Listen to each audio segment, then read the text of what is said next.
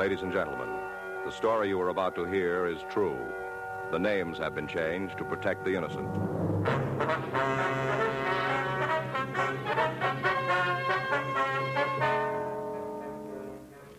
You're a detective sergeant. You're assigned a robbery detail. A watch salesman tells you his sample case has been stolen. He says he knows the men who did it. Your job? Find them.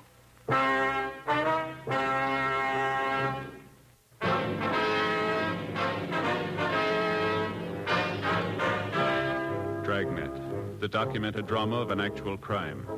For the next 30 minutes, in cooperation with the Los Angeles Police Department, you will travel step by step on the side of the law through an actual case transcribed from official police files. From beginning to end, from crime to punishment, Dragnet is the story of your police force in action. It was Tuesday, October 4th. It was cool in Los Angeles. We were working the day watch out of robbery detail. My partner's Frank Smith. The boss is Chief of Detectives Thad Brown. My name's Friday. We're on our way into the office, and it was 7:46 a.m. when we got to room 27A. Robbery. I'll check the book. All right. Anything for us? No. Say you took Faye to the movies last night. Well? Yeah, darn good double bill. Mystery and a comedy. Sure had me fooled. What? The mystery had me fooled. I never can figure out who done it. Yeah. It was this rich society girl. Mm-hmm. She lived in the penthouse, top floor, real modern kind of glass. Yeah. Mm-hmm. Well, they found her lying outside in the roof garden part, and the doors were all locked, and the police had to break them down to get in. As soon as they got in... Yes, sir. I'd like to report a robbery. Is this the right place? Yes, sir. You want to sit down? Oh, thanks. My name's Liggins, Russell Liggins.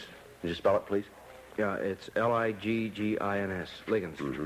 This is Frank Smith. My name's Friday. I'm pleased to meet you. How you doing? I suppose you tell us what happened, Mr. Liggins. Be okay to smoke? Sure, go ahead. You fellas care for a cigarette? Yeah, thank you. Here, I have a light. Frank? Thanks. Thank you. Well, it was my own fault to begin with. It just wasn't using my head. Uh-huh. Company ought to fire me. I wouldn't blame them if they did. What company is that? Sentinel Watch Company up in Seattle. I see. It's a new outfit. They import movements from Japan and put them in cases over here and wholesale them, you know? Mm-hmm. I'm one of their head salesmen. I came down for the Jewelers Convention. I see. The convention ended yesterday, and I was supposed to leave for home this morning, 9 o'clock plane. I guess I have to take a later flight now. Yes.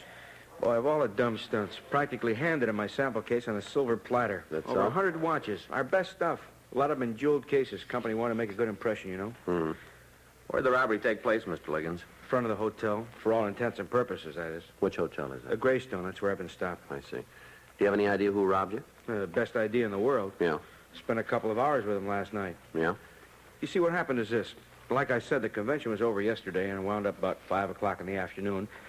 And, well, I had the whole evening ahead of me, nothing to do. Go ahead. I had dinner there at the hotel, a couple drinks. Yeah. Still too early to go to bed, so I thought I'd look the town over, you know? Mm-hmm. Stopped by Pershing Square and listened to those characters spouting off, and along about 10 o'clock, I headed back toward the Greystone. Passed the bar and decided to go in for a nightcap. Do you remember the name of the bar? No, I'm afraid not. It's just a couple blocks from the hotel, though. Had a nice little combo in there, played pretty good music. So I sat around for a while. Yeah. I guess I had a little too much to drink. Oh, I wasn't drunk or anything like that, but had my share. Mm-hmm. It must have been a little higher. I wouldn't have got started talking to a couple of strangers the way I did. Yeah. They were sitting next to me, these two fellas. We got to chatting, you know. Mm-hmm. It was about music at first. They seemed to be enjoying it. One thing led to another, and they bought me a drink, and then I had to pay them back, of course. Yes, sir. Asked me what line I was in. I told them I sold watches. Said I was in town for the jewelry convention. They took a real big, said that's why they were here, too. Claimed they had a jewelry store in Salt Lake City. They mentioned their names? Oh, sure. They introduced themselves, but it didn't sink in. Not their last names, anyhow. George and Paul. Yeah, that's all I can remember. Mm-hmm. What happened then? Well, they started complaining about the quality of the watches they'd been shown, said they hadn't seen anything worth buying. Well, so I asked them if they'd looked at my samples, and they said they didn't think so. Mm-hmm. I offered to make an appointment to show them my stuff, figured I could stay over an extra day on the chance of making a good sale. And they said that wouldn't be necessary for me, you know, to stay over. Said they could meet me this morning before I left for the airport. Well, did you set up an appointment? Yes, sir. I told them it'd have to be early if I was still going to catch my plane, and that was fine with them. The earlier, the better. Agreed to meet me at 7 a.m. They even offered to drive me to the airport. Couldn't ask for anything more than that, could I? No, sir. Well, anyway, I come downstairs about 6:45 and checked out, and they were supposed to pick me up in front of the hotel. Yeah. Well, about 5 or 7, they come by. I hopped in the car, and we drove off. And we hadn't gone more than a mile or so, and they pulled over and parked. Quiet street, not much traffic. Mm-hmm. I asked them why they were stopping there. I figured on showing them my watches out at the airport. They said they wanted to look at them now. What was that again? They said that they want to look at them right now, you know, in the car. The watches. Yeah. Mm-hmm. Go ahead. And it struck me as kind of funny. I didn't see where it would make any difference. And I opened up the case, and they just sort of glanced inside. And then one of the fellows, the one named George, he took out a gun and started shoving me through the door. And I tried to argue with him. I wasn't getting anywhere, though. Pulled a gun, huh? Yeah. And he, you know, kind of pushed me with it. Mm-hmm. And finally, I asked him to please at least give me my suitcase. I said it wouldn't be worth anything to them, but I needed it. And they tossed it out on the street beside me and drove off. I see. What about your wallet? Hmm? Did they take your wallet, too? Oh, no, just the sample case. I guess they were in a hurry, didn't want to spend a lot of time there in the street in broad daylight or something. I see. As soon as they left, I started looking around for a cab. Had to walk a couple of blocks before I found one. And then I got him to bring me right here. Mm-hmm. What kind of a car did they drive, do you know? The fellows that robbed me? That's right. Sedan. I think it was black. A Ford. Mm-hmm. Did you get the license? No, I didn't even think of trying that until after they were out of sight. Well, now, can you describe these men for us, please? Well, sure. Well, they were about 40, medium-sized. George had black hair. And the other fellow, he had sort of sandy hair, you know? I see. Any marks or scars? I don't think so. How were they dressed? Suits. Conservative. Blue or kind of gray, maybe. I'm not sure. Mm-hmm. Were they wearing the same clothes this morning? Well, no, I don't know. They had on top coats today. I see. Now, you said their names were George and Paul. Yeah, that's right. Anything else that might help us identify them? Gosh, I'm afraid not. Do you have a list of serial numbers from your watches? Well, yes. May we see it? Yeah, it's in my wallet. Yeah, just a minute. There you go. Oh, thanks very much. I'll get out a circular, Joe. Okay. Is there anything else you want from me? Yes, sir. We'd like to have you show us the bar where you met these men. Well, no, sir, I'm not sure I can. A lot of bars in the neighborhood, and I didn't pay too much attention. You said they had a combo there? Yeah. Well, that ought to make it easier. Well, I'll sure do my best. Yes, sir. I have to get my airline ticket changed, too. We'd appreciate it if you could stay over a couple of days. Oh? In case we turn them up, we'll need you to identify them. Well, there isn't much chance of that, is there? How do you mean? Well, the descriptions I gave you could be anybody. Yeah. Besides, the company will want me back on the job. That is, if they don't fire me for this.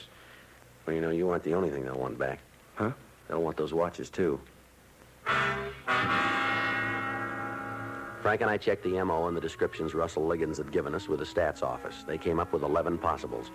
We took the names to R&I and pulled the packages. Liggins was unable to identify any of the mug shots. 10:13 a.m., we cruised the vicinity of the Greystone Hotel looking for the bar where Liggins had first met the suspects. He told us the Green Hat Cafe on 6th Street seemed familiar, but he wasn't certain. We left him in the car and we went inside to interview the bartender. Look, you boys know me. I run a nice, clean place. Don't even cut the liquor. Yeah, sure. I ain't caused you no trouble. Why don't you lay off? Just a couple of questions for you, Sam. Sure. A couple of questions. Next thing I know, I'm testifying in court. You got something you ought to testify about? No, of course not. I'm just talking. Well, then talk to us, huh? Okay. What do you want? You on the job here last night? Yeah. All evening. All evening. I got a little combo working in the joint now. They cost money. There's nothing left over for extra bartenders. You see that fellow out in the car? Where? Right over here, Sam. Lean over. See? Out there. Yeah, I see him. Take a good look at him. All right, I look good. He ever been in your place? Like when? Last night? The bar was real crowded last night. Music helps the business. Mm-hmm. He might have been here. Well, yes or no, Sam? Yeah, he was here. Alone? Yeah, he came in alone. Mm-hmm. He took that stool over there, had a few drinks, and left. Mm-hmm. Did you talk to anybody? He talked to me. What'd he say? He liked the music, that's about all. Who else he talked to? A girl sitting next to him. Who was she? Well, I don't know her name. She comes in once in a while, kind of nice looking. There were a couple of men in here, too, weren't there, Sam? Well, there were a lot of guys. Why? Well-dressed, middle-aged? Could be. They talked to him, too, did they? The fella in your car? Same guy, yeah. Well, if they did, I didn't see him. Had quite a conversation. I didn't hear it. Music's pretty loud. Who were they, Sam? Look, I don't ask for a driver's license unless the guy looks like he's under Come on, 21. Sam. Who are they? He's conning you. That friend of yours out there. Yeah. End stool, that's where he sat. Uh-huh. The girl was next to him the whole evening. Well? He couldn't have talked to nobody else.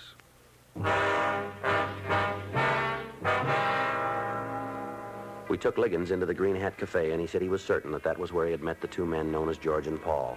Sam Hupple, the owner of the bar, was equally certain that Liggins was mistaken. 10:48 a.m. Frank and I drove Liggins over to the Greystone Hotel. While he went inside to re-register, we talked with the cab drivers who were stationed at the stand next to the main hotel entrance. One of them told us he had been parked there from about 6:30 until 7:15 a.m. that morning. Thought I was never going to give me a fare. When it starts like that, the whole day's shot. Look at me now. Been sitting here for the last 25 minutes.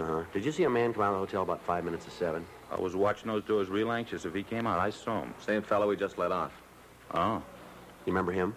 sure. Did you notice the car he drove off in? You kidding? What do you mean? This hack of mine. Huh? He was my first fare this AM. You picked him up here. That's right. It wasn't 5 or 7, though. Closer to 7:30. Where'd you take him? City Hall. We went into the hotel and talked to the desk clerk. He told us that Liggins had been assigned the same room he had previously occupied, 417. He also told us that he was almost positive Liggins had not carried a sample case when he checked out that morning. We talked to the bellhop who had brought down Liggins' baggage. He said Liggins had only one suitcase.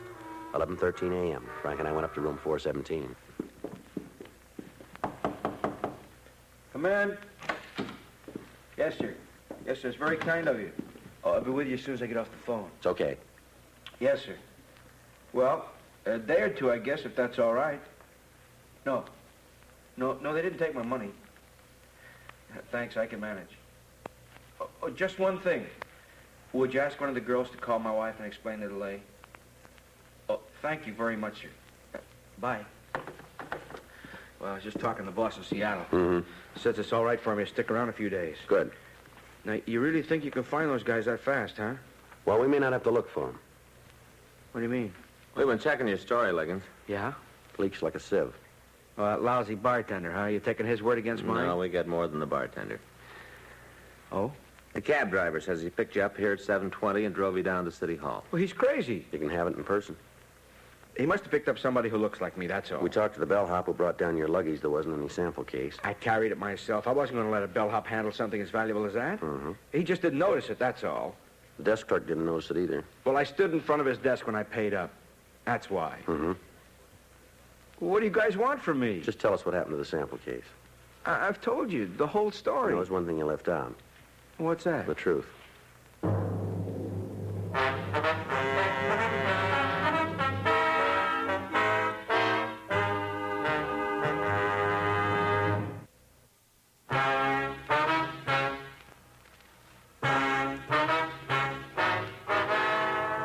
We continued to question Russell Liggins in his hotel room. He insisted that he'd been telling us the truth. We confronted him with the cab driver, the desk clerk, the bellhop. He refused to change his story. 1:05 p.m., we drove Liggins down to the city hall for further interrogation. How much of the watch is worth? A wholesale or retail? Both ways. About 4,000 wholesale, maybe 10 That's retail. a lot of money. Well, Is sure. your boss upset? Well, he wasn't very happy about it. He's insured, isn't he? Well, come on. Yeah, I guess so. Don't you know? Yeah, he's insured. He said so over the phone. He told me not to worry. You didn't know about the insurance before. What if I did? Maybe we better talk to your boss. What's his number? Come on, fella. What's his number? Well, what are you going to tell him? That you've been handing us a line about being robbed? Well, you think I robbed myself? Is that what you're getting at? What else can we think? Oh, you're crazy. Where are the watches? Somebody stole them. Yeah, George and Paul. Okay. It wasn't George and Paul. Go ahead. I made it up. The whole thing about them. You know, the fellas. I had to tell you something. Sure you did. Well, you want the truth, don't you? Well, you're getting it. Least you can do is try to believe it. You make it kind of hard to buy. Look, I went into that bar last night just like I told you. Mm-hmm. And the bartender was right. I didn't talk to anybody except the girl sitting beside me. Yeah. Well, she said she came in because she liked the music. And I was feeling kind of lonesome. I don't know anybody in L.A., so we started to talk. Mm-hmm. Said her name was Barbara. Didn't give me her last name because she was married and she wanted to keep things on a first-name basis. And that was all right with me. I told her to call me Russ. Yeah. She said her husband worked nights, one of the aircraft plants. Mm. And I told her about my job, that I sold watches. She kind of laughed when I told her. What about? Well, it was a big coincidence. Me being a watch salesman, she was planning to buy a watch. Told me the one she had was ready to give up the ghost. I see. Then she showed it to me on her wrist. A real cheap kind, just a piece of junk. Yeah. Well, she asked me if maybe I could get her a new one wholesale, and I said I might be able to arrange it. Then I suggested she come up to my room and look at the samples I had there. Yeah. Now, I wasn't up to anything. I figured we'd have a couple of drinks, but that was all. Sure. And then she kind of hesitated, said it wouldn't look very good. And finally she agreed. We went over to the hotel, and I had a bottle in my room, and I fixed us a drink. And then I showed her the watches. And she picked out the one she liked, but she didn't have any money with her, not enough to pay for it anyway. Yeah. Then I told her she could have it for free. You know, as a present. Mm-hmm. It wasn't an expensive model, and I was going to pay the company back out of my own pocket. So she took off her old watch, and she put it in her purse. And she put the new one on. All right, go ahead. And then she said we ought to have a couple more drinks, you know, to kind of celebrate the present. She offered to fix them. Well, maybe she put something in mine, or maybe they were just strong. I don't know. Anyway, I don't remember much after that. What'd you do, pass out? Yeah, I guess so. Next thing I knew, it was morning, about 6:30, and I'd fallen asleep on the bed with all my clothes on. Yeah. That must be why she didn't take my wallet. All right, what happened then? Well, I didn't think anything was wrong. I couldn't remember when Barbara left, but I blacked out before when I've had a little too much. Yeah. So I took a shower and I got dressed. And it was while I was dressing I noticed the sample case was gone. I looked everywhere for it. You figure she took it, huh? Now, who else could have? Maybe. Boy, you guys are pretty hard to convince, aren't you? Well, why didn't you tell us about Barbara when you first came in here? Well, I was thinking of my job. Yeah. Boss just promoted me a couple of months ago. I'm doing pretty good. I'm making fair money. Is that so? Yeah, if he ever found out I let some dame roll me in a hotel room, well, I'd be out of my ear. All right. And that's not all. I got a wife. Helen, that's her name. You guys married? He is. Well, then maybe he'll understand. We've only been married a couple of years, and Helen doesn't like the idea of me being on the road half the time. She's suspicious enough as it is. Yeah. So I did some quick thinking, come up with the story I gave you this morning, you know, about George and Paul. Well, it really wasn't my own idea exactly. What I mean is that I was talking to a salesman at the convention the other day, you know, one of the real old-timers. He told me how some guys had robbed him once when he was just starting out, and that's where I got the idea. Sort of switched it around to fit what happened to me. Mm-hmm. Well, I didn't see where I was doing any harm. I never thought you'd be able to get the watches back anyhow. Well, you didn't make it any easier for us. Well, maybe not. But you don't know Helen. Well, she'd leave me sure as fate if this ever gets out. Yeah. I didn't mean to cause you any trouble. It seemed to make any difference what I told you as long as the watches were gone. No, it makes a difference. Yeah? If we want to find out who took them. 3:15 p.m. We went back to the Greystone Hotel and talked to the manager. He gave us the home telephone number of the elevator boy who had been on duty the previous night. We called the boy, and he told us he remembered taking a passenger who resembled Russell Liggins up to the third floor sometime after 2 a.m. in the morning. He also remembered that Liggins had been accompanied by a young lady. He did not remember bringing the lady down, but he suggested that she might have used the stairs. We called the crime lab, and they went over Liggins' room. They found no useful fingerprints or other physical evidence. 5:15 p.m., we went back to the office. Liggins gave us a description of the girl known to him as Barbara. We showed him some mug shots, but he was unable to identify any of the women. 7:18 p.m., Frank and I again interviewed the bartender at the Green Hat Cafe. Well, what did I tell you? Just a couple of questions, that's all. Next thing I know, you guys have moved in for the winter. All right, Sam, now take it easy. Have I got any choice? You remember the girl Liggins was talking to in here last night? So it's a girl now. I thought it was two guys. Oh, come on, Sam. You mentioned her yourself. I never figured you fellas believed anything I told you. We want to know who she is. Just a girl, that's all. She comes in once in a while. She got a name? Never introduced herself. She live in the neighborhood? I don't know. Well, who does? Look, this Liggins is a character. He's already taken you for one ride today. Now, why don't you get off? We'd like to get in touch with her, Sam. Get in touch. You gonna help? Well, how can I help you? I don't know her name. I don't know her address. Yeah, well, maybe you can find out. I busted my crystal ball just the other day. All right. We'll send in a couple of uniforms to watch your joint for a few days. You got any objections? Well, sure. Cops make me nervous. Make the customers nervous, too. Maybe you got the wrong kind of customers. Well, what are you going to do? All right, talk to Jeanette. Jeanette?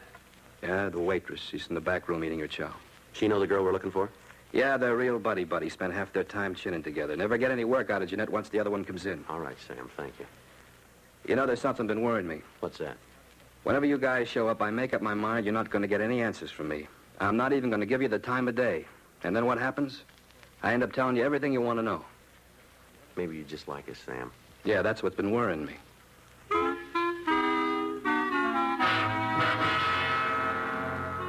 Frank and I walked back into the kitchen of the Green Hat Cafe, and we interviewed the waitress, Jeanette Grover. She told us that her friend's name was Barbara Hooper. She also told us that she had no idea where Barbara lived. Used to have a room over on Western, but she moved when she got married. How long ago was that? 3 weeks. Oh, no, let's see. It's longer. Oh, they went to Vegas on a Sunday. It'd be 4 weeks next Sunday. You're sure you don't have her address, huh? No, she gave it to me once, but I didn't take it down. I wouldn't have no use for it. How's that? I don't get along with Tom. Tom? Yeah, that's Barbara's husband. Tom Kernan. Oh, say, that's right. I guess I made a mistake. Ma'am? When you asked me what her last name was, I said it was Hooper. I should have said Kernan now. Yes, ma'am. I don't know why she ever married him. A good-looking girl like Barbara. She sure could have done better. Mm-hmm. Tramp. That's all he is. Well, I told her what she's letting herself in for. Mm-hmm. But he's got a record as long as my right arm. I've seen him come and go. When you work in a place like this, you can spot a rotten apple a mile off. Mm-hmm. I never figured he'd get into trouble this fast, though. What do you want with her? Just like to get in touch with her, that's all. Oh, now, I know better than that about cops. They want to get in touch. They mean business. You mind me giving you a piece of advice? Not at all. Now, don't blame her, whatever it is. Mm-hmm. He's to blame, whatever she's done. You check into it and you'll see. Mm-hmm. The gal gets married to a wrong guy and lasses up her whole life. Not her fault. Except for one thing. Yeah? She married him.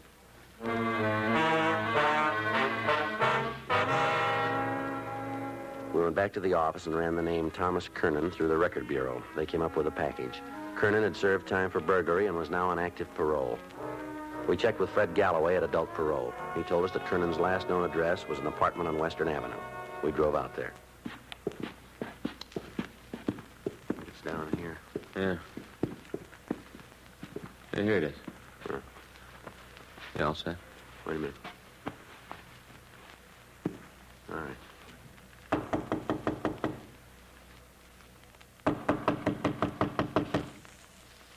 Al, what do you want? Come on, open up. Okay, keep your hat on. Police officer, stand still. Who's moving? He's clean, Joe. Where's your wife? Out. Out where? I don't know. She wasn't here when I came home. We'll look around. Be my guest. Always knew you guys rode as ex-cons. That ain't no surprise, but I didn't know you started picking on our wives, too. No. She's a nice kid. Mm-hmm.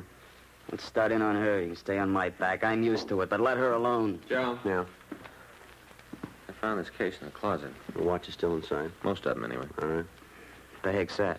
You didn't know about this? Of course not. Yeah, sure. I never saw him before. Your wife did. Hmm? How soon will she be back? I don't know. We'll wait. Up to you. Never saw those watches before in my life, I'm telling you the truth. You bet you are. Even if Barbara did take them, that don't make me guilty of anything. No. Stupid broad. Once you start making with a question, she'll spill the whole deal. Thought you didn't know anything about it. Maybe I knew she was looking for a setup. What does that prove? Some setup. Guy with a suitcase full of watches. Dizzy dame didn't even know they had serial numbers on them. What a brain. First job she ever pulled, she gets picked up. Mm-hmm.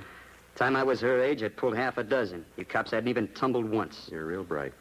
That's the use. They won't learn. Tried to teach her the ropes. Gets picked up on her first job. You know, you should have expected that. Why? What do you mean? Look who taught her.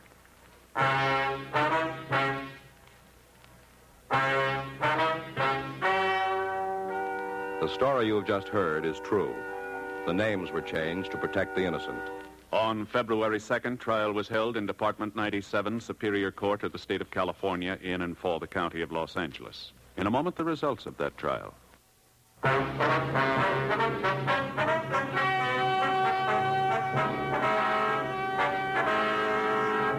Thomas Carew Kernan was returned to the adult authority for violation of parole. Violation of parole is punishable by the term not served. Barbara Jane Kernan was found guilty of grand theft, 1 count.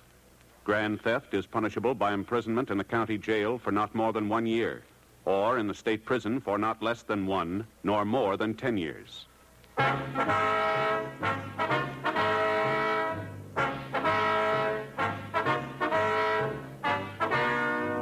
You have just heard Dragnet, a series of authentic cases from official files. Technical advice comes from the Office of Chief of Police W.H. Parker, Los Angeles Police Department.